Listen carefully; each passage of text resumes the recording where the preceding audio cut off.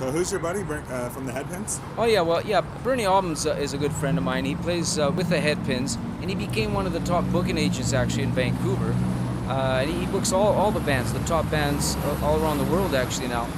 But he also books a lot of the classic rock festivals, so the classic rock bands. Yeah. And what happened was when I first moved to Vancouver, he knew who I was, and I was playing like Frank Soda stuff, etc., etc. And he booked me on some classic rock festivals, right? We were playing like with Leonard Skinner and cool. Loverboy, all the classic rock bands. But the problem was he couldn't sort of keep the momentum going because through the promoters, I didn't have the airplay and the exposure that bands like Loverboy, like Honeymoon Suite, Platinum Blonde, and all the big bands. They had Jerry Doucette, they had hits on the radio, and I just didn't have that. So I kind of sort of got less and less of those type of gigs now. So that's why I just reunite with Terry and Tilka and do some Max Webster and some of my own stuff. It's awesome. Yeah. And so what were you up to with Bernie in Vancouver? Well, what I did was when I first got there, I put together a band and I was playing with Rick Fedyk, and he was playing with Paul Rogers now. By the way, he's an awesome drummer. He's playing with Paul Rogers, and I put together a band with Rick and a couple of my friends, kind of top musicians of Vancouver. And when we did that, we were going to play more gigs, but simply because of the I couldn't be on a tour, a classic rock tour, etc., like some of the bands, and that's simply because of the radio play and also record sales, etc., etc. I didn't have the real hits. That was more of a kind of a cult type of thing. Yeah, but I still know a lot of bands would be honored to open for you, Frank. Well, I appreciate that, and I was one of the bands that kind of like David Dini's book said, one of the bands that I was honored to have blazed the trail. We played across Canada, back and forth, and so the other bands could come and play, and some of them got very big, and that's good for them, Yeah. Wow, it's awesome. It's awesome that there's still a community here where people of all the different levels of talent and popularity are all buddies and getting along and jamming together here and there and having bigger and bigger shows that are just bigger parties. It's awesome. I know, and anything good, good that's ever come, for me has come through music. I mean, I've always loved music. Music is something that I can always just pick up a guitar and just forget about my day or whatever, and I met a lot of good people through music. Had lots of great parties. Through music. Oh yeah. And I wouldn't have been like, there's a nice hot bike. Nice bike, yeah. And I definitely wouldn't have, I'd had a lot of the, sort of privileges that I've had. If it wasn't through music, I got to meet great people. Yeah. And some of us are actually, we feel privileged to have seen you in a bar. Yeah. Because, it's, you sit there comfortably, you have a beer, you see a great band, and it's more intimate. And over time you get to know these people and talk to them like I'm doing right now. Yeah. On Musicians in Bars, getting there, Frank Soda. Thanks again, buddy. Right, thank you, Fedyk. Yeah. Yeah, that is. Who did you hang out with back then? Well, back in the days, my friends. Gasworks days. Oh, the Gasworks days were there were so many musicians around, like Ray Godovich, the Gordo Band, and then I got to tour with the Max Webster guys, and then after Terry and Mike Tilka were out of Max Webster, basically I started hanging out with them quite a bit. Terry played with me, started playing keyboards with me, and doing some shows and stuff. So, we became good friends way back then, and we're still friends to this day. And Mike Tilk and them, and I knew all the bands like from Saga, Pockets, and I remember even when before Triumph was a band, like Rick Emmett was playing in another bar band there, and he used to do the circuit, and he was around.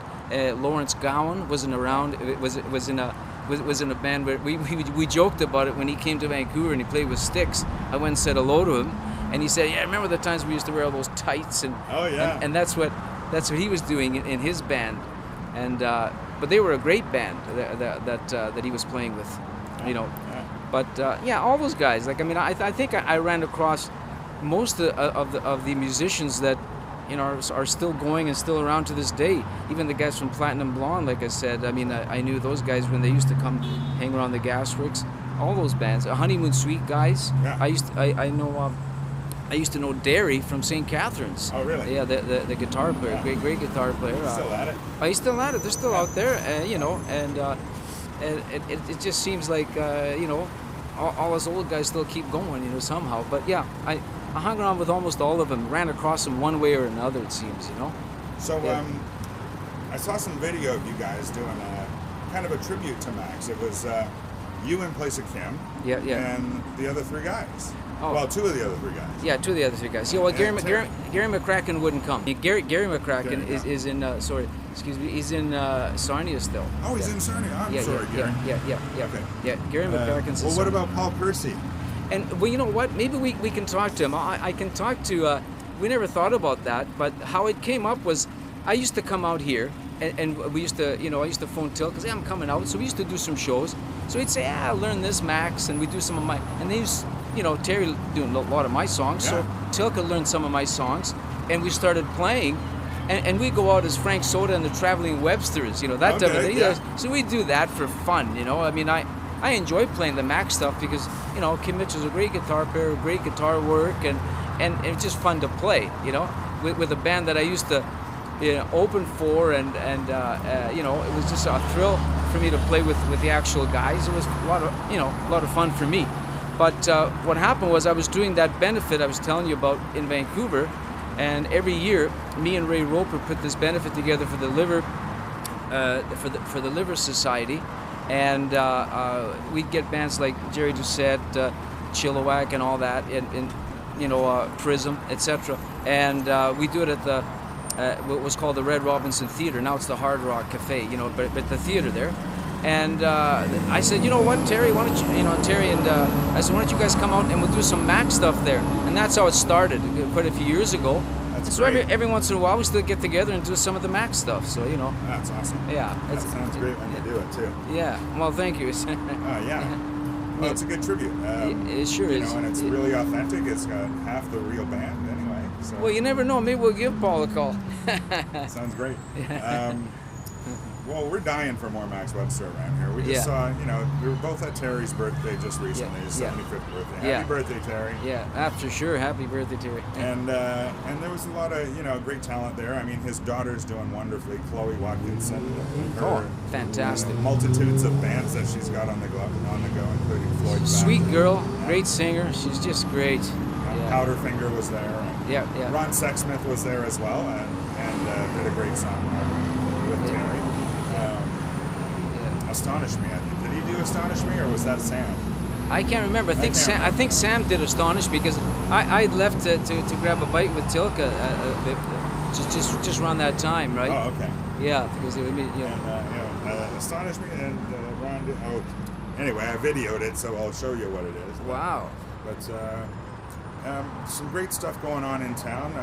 Frank, how long are you here for before you go back to Vancouver? Well, this is the thing, is that I actually making this a very short visit. I was only here for a couple of weeks, so I'll be leaving in about the next 4 or 5 days because I have commitments back in Vancouver. Like I'm doing some recording, and I got a couple of gigs out there that I have to do. So it was one of those things I just tried to fit Terry's birthday and throw a gig in here, just for fun, catch up with some friends. Awesome. And so you're just mentioning the recording, and is this the THOR, or is this something Yeah, else? I'm finishing up some stuff for Thor's thing, and like I said, and I'm just doing some of my own stuff too. I'm just finishing up some beds that me and Ray Roper are going to go in and finish off. So yeah.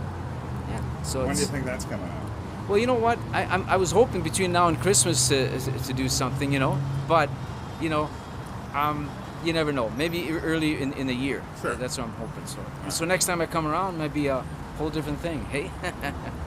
So, yeah. Sounds great. Thanks for being on Musicians in Bars Getting Beer. Hey.